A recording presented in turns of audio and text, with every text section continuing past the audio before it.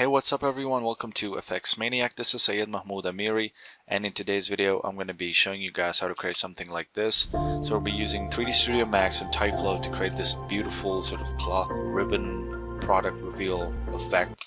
So it's actually looking pretty nice here, and I'm actually going to show you guys how to do this, but I do want to say that it is actually, I reversed it in post, so the actual scene looks like this, like they are coming towards the product and they're sort of colliding with the product. So if I go to like a perspective view, hit F on this, you see that they are sort of colliding with the product and it looks pretty nice. So I'm going to show you guys how to do it. But before getting into today's video, I do want to say a couple of things. First off, this is inspired by this guy, Albacore 3D. He did this Cinema 4D simulation ribbons sort of an effect.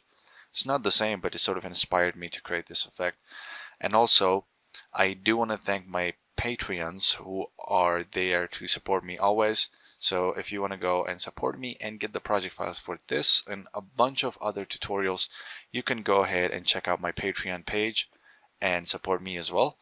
And also for people who are into rendering and simulations with Vray and Phoenix, Chaos Group actually has a Black Friday promo, so you can save up to 20% on all their products.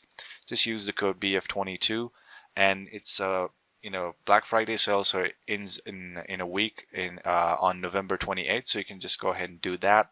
But if you go through my link, which I'll provide in the description for this tutorial, it'll actually help me out as well, so it'll mean a lot to me. So you can go ahead and check it out. Alright, so enough talking, let's get into today's video. So this is the scene that we're going to be creating, right? So I'm actually going to go and reset, so I don't want to save anything, hit yes, and that's it. And also, we have the model we've used, this wine bottle, is actually, if you go to Polyhaven, you go to 3D models, and there is the wine bottles. So you can download them for free, use them in your commercials, make sure to mention that it is from Polyhaven. And I'll put the link in the description, and you can go ahead and download and check it out and use, a different sort of bottle, right? So they have some pretty cool models you can see here. Very high quality 8K and 4K textures. So, but in this case, I'm actually going to be using a dummy model. So I'll create a cylinder, just like that. Move it up, scale it down, hit A and rotate it. So hit E to rotate and hit A to angle snap, and just rotate 90 degrees. Scale it up like this, and hit Shift J to hide these selection brackets. We'll move it up on the floor. And I'll hit F4 to see the wireframe. I do want to give it a good amount of segments, 36. So this is going to be our dummy model, probably like 16 on height segments. And I want to create the plane, right? So what it's actually doing is we have two planes here. So one is from the right side and one is from the left side, and they are sort of turned into cloth, and the middle is like static, so there's no cloth in the middle. So what I'm going to do is go into my 3D Studio Max scene here, and I'll just go and add a plane. Make sure it is big enough, that sort of encompasses the whole thing. And we want to put it somewhere in the middle here, in the middle of the product. And you want to set your camera view up front because you want to see, you want to make the planes big enough for the thing to actually not be seen in the render frame. So I'm actually going to hit Control C and create a camera from this angle, go back to perspective view. And we do want to give it a fair amount of detail. For example, for now, I'll just set it to like 55 by 55. And I'll copy this over. You can also go with 40 because, we'll add the turbo smooth later as well. So I'll just hold down Shift and, copy this over and make sure they are sort of going through each other. Basically, looks like a combined. We don't want to see any edges here. So just like that. And here is our scene. So I'll go hit C for the camera view and move it up a little bit, just like that, or just here, just like that. And I'll hit P, go to my Tyflow. I'll create my Tyflow here and go to the editor. And by the way, if you're new to Tyflow and everything is new to you, I do have a tutorial on Tyflow for absolute beginners, so you can just go ahead and check it out. I'll put the link in the description and some card over here. So I'll go back to 3D Studio Max. I'm going to create a birth objects operator, and just click and drag and pick this and this, so I'll hide the planes themselves. So now the display is set to geometry and we have the cloth, the planes as a particle. We will add a Voronoi fracture. So usually the Voronoi fracture operator is used for destruction and destroying things, right? To fracture objects. But in this case we'll use it differently. So I'm going to actually set the points to 1000, which is a bit high. But you know, if you want more quality, so you have to add more points. And I'm actually going to go and set the X scale to 0. So what that will do is the scale of them will be just like horizontal, and you can just go to the point cloud, turn off the sort of relative scale, and we do want to increase the scale on the Y. So these are basically going to be the little stripes of cloth that you see on here. So the more of them you have, the more detail you're going to have, but you also want to be careful you don't like lower it down too much because it's going to have a lot of detail. So for now I'm just going to set it to like 13, and we'll see later. So remember one thing, we want the cloth, we want this side to move, we want this right side plane to the cloth to move from right to left, and this side we want to move from left to right. So we need to create a box here. So hold down Control and right click and select box, and I'm just going to go into like the top view and draw a box in the middle that it encompasses the product itself, in this case the cylinder. So put it down here, make sure it is big enough because later we're going to need that. And what I'm just going to do is hold down Shift, grab a copy to the right, and hold down Shift, take a copy to the left. And I'm going to minimize Tyflow here. So I'll hit N, turn on auto key, go to like 50 frames, and I'll move the left one to the right, so it's in the middle almost, and we'll move the right one to the left so that it's in the middle almost. So now they are sort of moving in together, and those are the objects we're going to be using to sort of activate the cloth, right? So that is basically it. And we want to select all of them boxes. So press Control and select them all, or just basically select one by one. Hold down Control, right click Object Properties, and we want them to be not renderable, and we want them to be display as box, so we don't see them in the viewport and not in the render. So what we're going to do is, if I go ahead, and now we want to turn them into cloth, right? So I'll go and add a cloth bind and make sure they are after the Voronoi fracture. And if you don't want to see these ticks, you go to Display, and we will turn off Mark Particles with no geo. So now we have our cloth. And if I simply add the force operator, what it's going to do, and I'll give it like 1 strength for the turbulence, you'll see that the cloth is actually, you know, going all directions, which this can be a cool effect, but we don't want this, right? So the first thing we're going to do is we'll go to my Tyflow, and this is very important. You want to set the time step to 1/4 because that's what's going to make the simulation a lot more smoother and a lot more sort of it'll actually add to the quality of the simulation, especially cloth simulations. So yeah, and what I'm going to do, we want this part of the cloth to be static, right? So what you're going to do is hit Tab, and I'll add a surface test because we need a test. So we want to pick this middle box, and we'll say if the surface test type is volume inside, meaning if the particles of the cloth are inside this volume, we want it to go to another event, and this other event is going to say particle switch, which is basically setting deactivate the bindings. So essentially, if the particles of the cloth is inside this box, we will go and set them to deactivate. So these particles are deactivated, so you'll see the blue ones, right? So all the other cloths are moving except for them, and I'm going to go to display on these and turn off Mark Particles Not Geo, so you'll see that they are not moving, which is pretty cool. The other thing is that we want the cloth to be not active at the beginning. So I'll just move out the force operator here. So if I go ahead and add another surface test here, and this is going to be for the right one, for the right box. So we'll add here, and this time we don't want it to be inside, but we want to set a distance. So the distance, if the distance is 1 centimeter, we want the cloth to do something. So if the distance to the cloth particles are within the 1 centimeter of this box, we will want to link it to this force. And we need a display here, so I'll just add a geometry here, shift drag it of course, and now they will be activated, which is looking pretty nice here. Really nice. And the one thing we haven't turned on is yet the you can also go and control the bind stiffness, like how stiff is the cloth to stretching. So if I set this 1, they will not be as stretchy, but in this case we do want them to be like a bit stiff, so 0.7 is actually fine.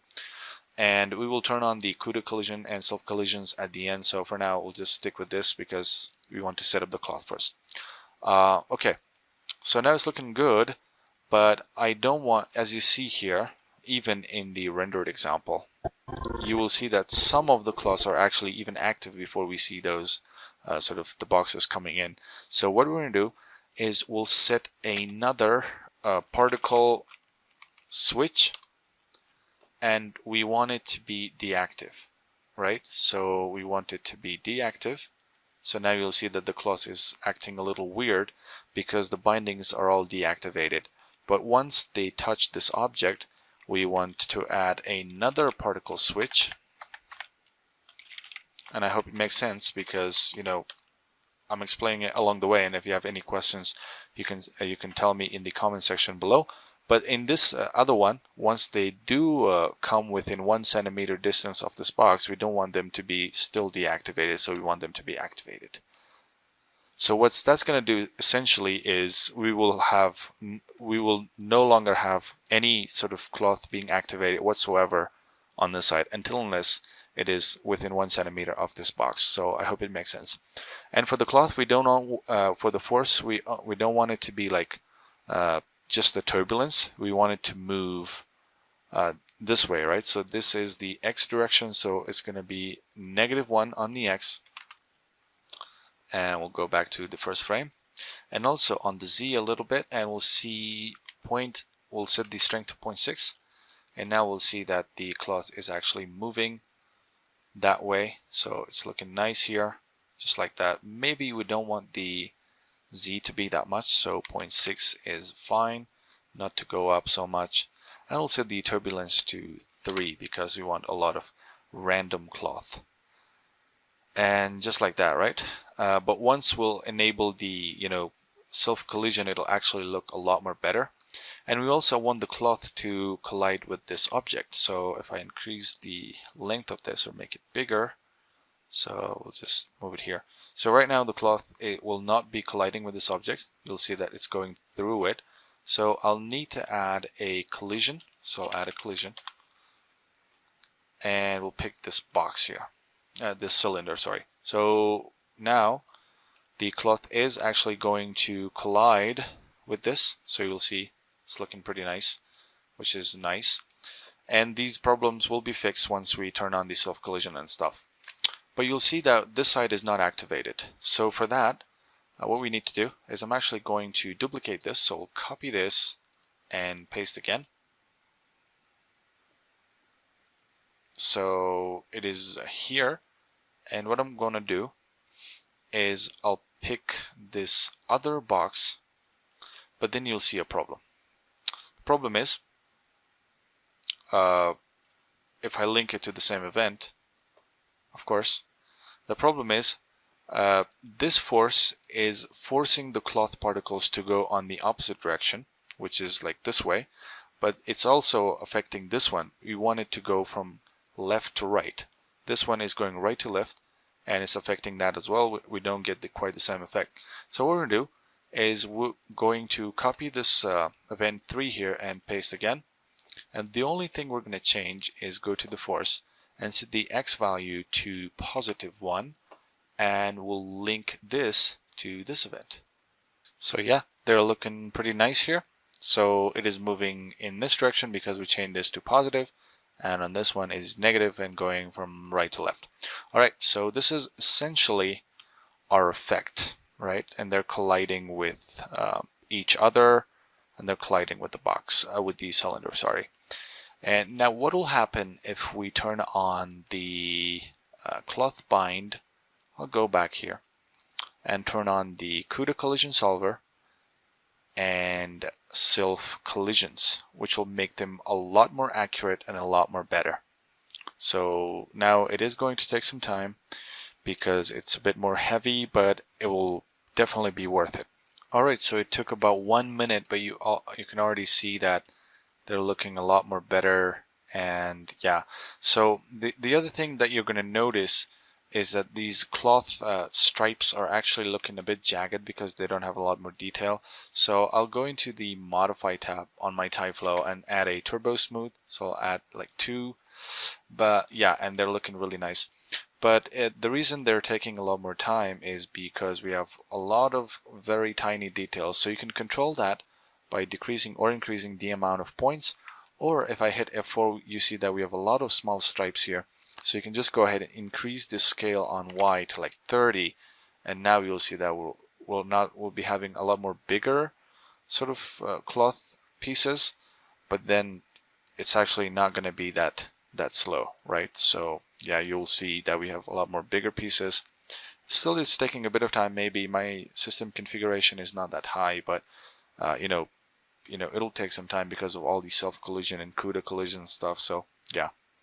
So yeah, now you'll see that we have a lot more less cloth, but they're looking pretty nice. So this is basically the setup, and if you see in the original example, we have 2 layers. We have the small stripes and then we have the big stripes. So it's actually going to give it a lot more detail. So what I did was I just went ahead and turned off this. I took my 2 planes here, if I make them visible, and I do want to duplicate them, so I'll just hold down Shift and drag them lower a little bit, and I'll hide them all. So hide them all, and I'll take my Tyflow and just copy all of these, right click copy, and I'll paste it into another event, another Tyflow. So remember, this is another Tyflow, so you do want to go select the Tyflow 2 and go to the main settings and set the time step to 1/6 because we don't want any problems to be there. But in this case, we want the stripes to be much more bigger because this is sort of a background element. So we'll make it like 50, and we can even like decrease the amount of points to like 760, which will make it a lot more faster. So you will see everything is sort of the same. So you can even like turn off the CUDA collision solvers on this because it's actually like a background element. But still, I think it'll look pretty good with this. So let's see how long will it take to sort of complete. So here it is. It's a lot more less detailed. But if I go and turn on the other Tyflow as well, so we'll turn that on, and we'll see them together, you'll see a very good combination. So it'll take some time. It'll calculate the first Tyflow, and then it'll calculate the second Tyflow.